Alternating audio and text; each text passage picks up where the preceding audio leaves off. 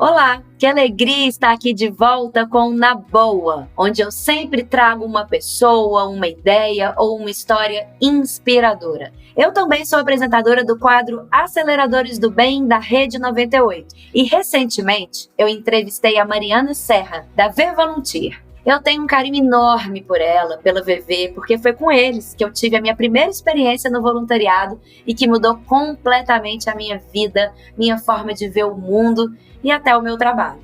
Nessa entrevista, que aconteceu no dia 18 de agosto de 2022 no programa Central 98, eu conversei com a Mari sobre voluntariado na guerra.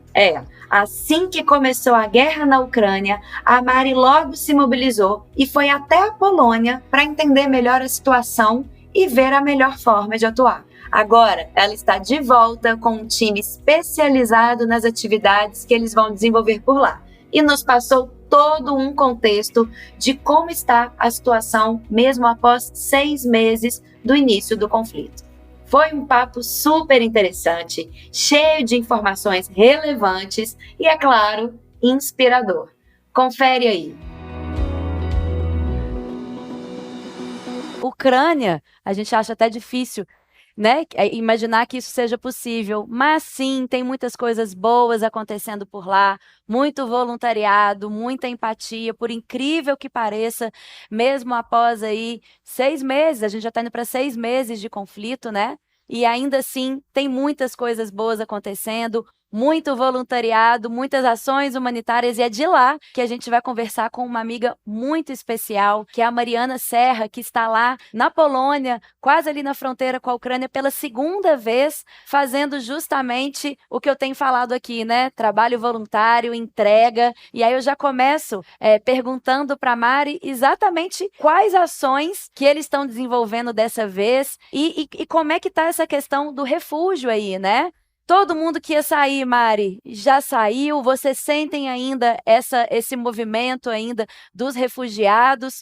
Como é que está a situação por aí? Silvinha, que prazer te escutar, te ver de longe. Querendo ou não matar a saudade aqui por vídeo. Obrigada pelo convite a todos e todas do programa. Estamos aqui pela segunda vez. Viemos em abril com um cenário um pouquinho diferente do que a gente encontra agora. A gente era um time mais reduzido, né? Então, foi 24 de fevereiro quando o Putin atacou a Ucrânia e desde então muitos refugiados já saíram, muitos ucranianos já saíram, que hoje se encontram em situação de refúgio. E quando viemos em abril, a gente identificou diferentes abrigos e suas necessidades. E agora a gente volta com um grupo especializado de brasileiros, são 15 voluntários, médicos, educadores, professores, doadores, engenheiros, para poder ajudar as diferentes necessidades dos abrigos que aqui identificamos em abril. Então, são diferentes abrigos que acolhem aí aqui na Polônia, vai ser na fronteira, né, com a Ucrânia.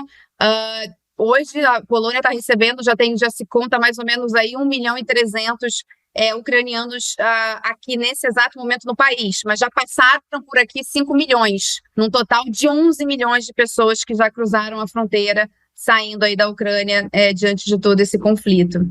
E Mariana, prazer falar com você, que é a Carol. Como é que é o trabalho feito por vocês? Você falando dessa dinâmica também, desse processo, desse estágio. Como é que está esse trabalho feito por vocês nessa fase atual aí que você está relatando para a gente? Ei, Carol, prazer.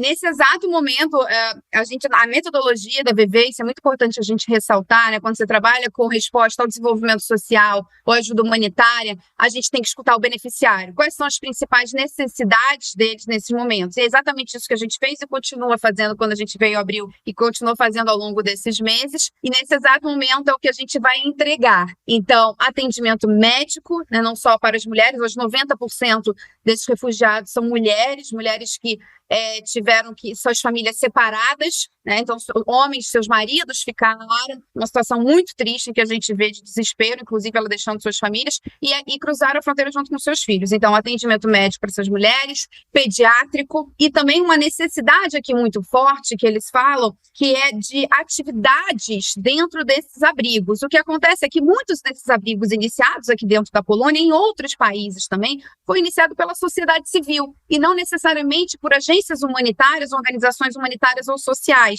E, portanto, são muitas vezes empresários, professores que, por iniciativa própria, começaram a abrigar esses refugiados e agora eles precisam também de orientação para poder desenvolver as melhores atividades ocupacionais dentro desses abrigos, né? Uma vez que, infelizmente, o conflito dura muito mais tempo do que se imaginava e que é necessário não só o atendimento médico, mas atividades ocupacionais para as mulheres e as atividades educacionais para as crianças.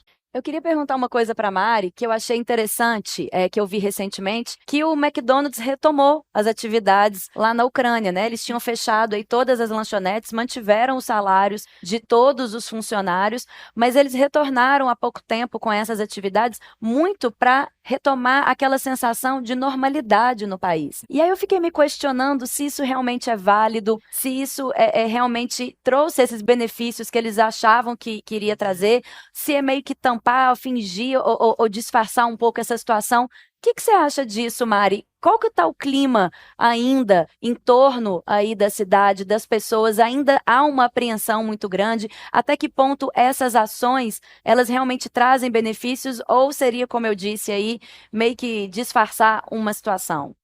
Tem menos de 24 horas, né, Silvinha, que eu pousei aqui na Polônia, mas claro que a gente conversa e fala com todos eles ao longo dos meses, os meses que a gente voltou, mas assim, já andando aqui em Cracóvia, que a gente não está exatamente perto da fronteira, depois a gente vai para a Médica, para outras cidades, que aí de fato a gente está na fronteira, e ainda está um clima muito de férias, né, porque a gente está nas férias na Europa, então você vê gente da Europa inteira circulando, mas em relação ao acolhimento, você vê as bandeiras da Ucrânia ainda em diferentes estabelecimentos, dizendo que os ucranianos são muito bem-vindos. Isso eu estou falando fora da Ucrânia, né, dentro da Polônia. E que a gente ainda vê centros de fato falando assim, olha, aqui você é acolhido, aqui você tem uma ajuda, você é bem-vindo, digamos assim. Em relação à questão lá dentro da Ucrânia, claro, a gente fala com ucranianos que estão lá também, até porque a gente leva aí uma ajuda mais emergencial para dentro do país, isso é, aí sim, doações nesse sentido, a gente tem já um movimento de ucranianos cruzando de volta à fronteira, né? Tem um site na Acnur, né, que é a Agência para os Refugiados da ONU, que isso é atualizado todos os dias. Então, que parece que já tem, e eles falam que isso é fluxo migratório, não necessariamente de indivíduos, 4 milhões, né, desse fluxo de cruzar, mas que não necessariamente a pessoa voltando. A gente já vai e volta para tentar ver um familiar, alguma coisa assim nesse sentido. O que a gente escuta dos ucranianos que a gente tem conversado é que, na verdade, eles estão tentando voltar. Embora o medo e a apreensão, ela é recorrente. Não tem como você não viver mais com medo nesse sentido, né? Então, pode ser um pouco tapar o sol com a peneira. No entanto, existe um movimento de tentar voltar à normalidade na medida do possível. Mariana, a gente também fica com essa sensação aqui de longe também, muito se fala nisso, nessa questão do costume, né? Porque a gente está falando de um conflito que a gente imaginava no início que iria durar aí por pouquíssimo tempo e já se estendeu por meses. Com as pessoas que você conversa, né, no trabalho que vocês fazem, realmente existe um pouco essa normalização também, até dentro daquilo que a Silvia perguntou, essa normalização do, não, agora a vida é essa e a gente tem que tocar dessa forma mesmo, e a gente já não tem mais a mesma sensação, né, de pânico, de medo, de terror que a gente tinha no início? É uma boa pergunta mesmo, assim, e indagação aí da parte de vocês nesse sentido. Da parte, por exemplo, dos poloneses, que é um país fronteira, que muito se falou, meu Deus, quais vão ser os próximos passos, o que vai acontecer, será que invade a Polônia, né, e aí é um ataque, o que é a OTAN e tudo mais, da parte dessa apreensão daqui, né, de quem recebe, eu estou sentindo um clima muito mais ameno. Olha, aqui não vai acontecer mais nada, porque dos próprios poloneses, o que a gente via e falava com os locais, eles já estavam com mala preparada, inclusive, caso esse conflito se expandisse entre fronteiras, né, para além da fronteira da Ucrânia. Então, aqui no país, você sente, de fato, algo mais não é calmo, mas assim, mais tranquilo. Olha, acho que agora não vem para cá. No entanto, quando você conversa com os que saíram, né, os que estão aqui, os ucranianos, é muito triste, sabe, Carol? E é por isso que a gente tem que ajudar, eu repito, isso é fundamental, não deixar passar esse momento da ajuda, porque a tendência é todo mundo ajudar quando ocorre. E o pós? Já se passaram 6 meses, é natural, infelizmente, isso acontece com qualquer tragédia, e diminuindo a atenção, não só da mídia, como de doadores, de pessoas querendo ajudar. Só que continua, e é justamente agora que ninguém mais está olhando, que poucas pessoas estão olhando e querendo ajudar, que a gente precisa ajudar. Esse é o momento, sabe? É isso que a gente sente nesse sentido. Então, É um sentimento de, nossa, a gente agora não chega tanta ajuda como chegava, nos abrigos estão faltando o básico, está faltando comida, é como se estivesse faltando arroz e feijão, porque a ajuda pode chegar. Então, é tão importante a gente falar sobre isso, porque quanto mais tempo isso se estende, menos, né, vai acabando ficando tanto aquela euforia, não só na mídia quanto as pessoas querendo ajudar, e mais, ao contrário, se precisa ainda de ajuda, né? Então, é triste nesse sentido, e por isso que eu repito, a gente tem que, é muito bacana esse espaço aqui, continuar falando sobre isso, demonstrando, tem famílias aqui que infelizmente achavam que iriam voltar rapidamente, não conseguem voltar, já perderam sua casa, já perderam seus maridos, né? A gente viu mulheres tentando suicídio em abrigo ao saber que seus maridos faleceram durante o conflito. Como é que você dá um apoio a essa família? É isso que a gente está fazendo, não só a gente, como várias instituições que ainda estão aqui. Deixa eu só, Mariana, prazer falar com você, João Henrique do Vale. Mariana, eu ia, né, te perguntar exatamente esse ponto, que a gente, né, você citou aí essa questão pontual desse momento, né, do que essas pessoas precisam agora. Mas vocês já falam aí e já conseguem prever qual é o problema que vai ter mais para frente? Assim, você consegue elencar quais situações podem vir com essa situação que vocês estão vivendo aí? Isso, nesse sentido, é muito similar a outras crises, né, que a gente vê e que a PV também atua na fronteira aí com a Síria, em que a própria Silvinha esteve conosco, na fronteira com a Venezuela com o Refúgio 343, diferentes ações. O que é uma coisa muito triste que ocorre, e apesar de todo o acolhimento, isso é um reflexo que é recorrente, infelizmente, em países que recebem, estão na linha de frente, digamos assim, com o fluxo de refugiados. É a própria xenofobia, né? Então, você começa a ter pessoas que estão aqui há mais tempo, que chega uma hora que você não consegue mais viver de doação, como é que você procura trabalho, como é que você tem uma renda, como é que você se insere na economia, como é que suas crianças continuam o aprendizado, a sua educação, que era totalmente distinta, que era outra língua, que era outra linha pedagógica. Então, aí você começa a ter que pensar e estruturar o que a gente chama de uma ajuda humanitária estruturante. Então, no primeiro momento que a gente, inclusive, veio aqui, você está numa ajuda humanitária mais emergencial, e agora você entra numa fase em que você tem que pensar na ajuda humanitária estruturante, e que você vai ter que trabalhar, infelizmente, às vezes, a xenofobia, pessoas que falam, olha, vocês estão vindo para cá, mas vocês estão causando um problema na nossa economia. Isso, infelizmente, acontece. Então, é importante você trabalhar as diferentes pontas nesse momento por conta desses novos problemas que podem vir para as pessoas que aqui estão, que embora em segurança e algumas abrigadas, às vezes outras não, vão sofrer outras questões, né, mesmo que fora do conflito. Então, como essa própria inclusão, viver com dignidade, e é tudo isso que a gente tem que trabalhar, inclusive os princípios que permeiam a ajuda humanitária, né? Humanidade, imparcialidade, neutralidade, independência, isso tudo é necessário, e por isso é importante, reforço, organizações, voluntários, pessoas apoiando instituições que estão aqui trabalhando nessa fase.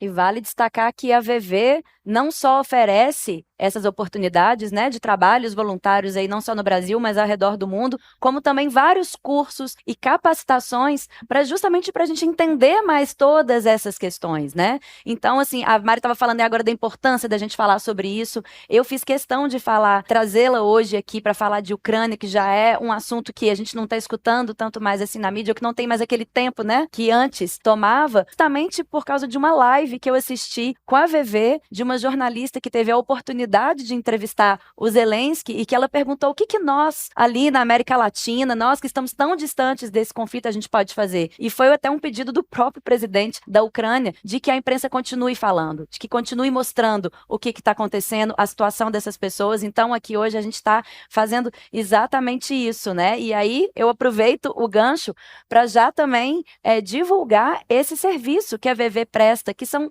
dezenas de cursos com professores extremamente qualificados, gente que entende do assunto. Então é um espaço ali que, para quem quer entender mais sobre várias questões, não só guerra, mas como atuar, como se engajar, como incluir uma empresa também em ações sociais, como entender alguns contextos aí políticos e sociais, tem tudo lá na VV, né, Mari? Conta aí o caminho das pedras. É isso mesmo, Silvinha. Obrigada por essa abertura. A Giovana, que é a jornalista, ela é voluntária, né, da VV, e ela teve essa oportunidade, e é muito simbólico o que o próprio Zelensky falou para ela. E a VV é esse grande portal. Na realidade, a VV é para aquela pessoa que está insatisfeita com as desigualdades do mundo, né, aquela pessoa que está inquieta com tantas crises emergenciais existentes, com tantas desigualdades e ali a gente tem solução para você, que não só quer aprender mais sobre o conflito, sobre quais são as diferentes crises existentes, mas para você que quer ajudar, para você que quer doar, para você que quer partir para ação. Então, a VV é uma grande plataforma, uma startup social, em que dá diferentes soluções para quem quer ajudar e não sabe como, né? A gente te ajuda a ajudar. Eu acho que é esse o nosso papel, é mostrar, interromper esse ciclo de tantas atrocidades, infelizmente, que ocorrem, que a gente vê, e mostrar para as pessoas como elas podem ser agentes sociais de mudança. E a gente pode, né, Silvinha? A gente tem esse poder nas mãos, a gente tem essas atribuições, a gente consegue ajudar o próximo. Então, essa é a nossa grande resposta que a gente dá e que a gente oferece para a sociedade civil, para quem quer ajudar ali, você vai achar diferentes jornadas para você poder se engajar e, de fato, fazer daqui um mundo melhor. Vamos lá, então, para as redes sociais, né? Quem quiser conhecer melhor aí a VV e participar aí de todos essas aulas, esses cursos, tem vários planos de assinatura aí. Para conhecer melhor, entra lá no site da VV, VVolunteer, que é com 2 S, ou então no Instagram, que é VVolunteer_BR, não é isso, Mari? É isso mesmo. Você pode ajudar nessa parte de doação por 33 centavos por dia, Silvinha. R$ 9,90 é a assinatura. Você tem acesso a cursos, você tem acesso à comunidade, você troca, você vai conhecer pessoas que são assimiladores do bem, né? Que estão aí atuando, fazendo, aprendendo, se comunicando.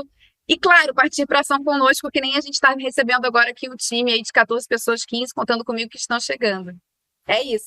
Juntem-se a nós, será um prazer receber todos vocês. E agradecer esse espaço e a participação aqui com vocês e parabenizar por isso. A gente tem que dar cada vez mais, dar voz, né, dar lugar de fala para tantas causas e necessidades que a gente tem.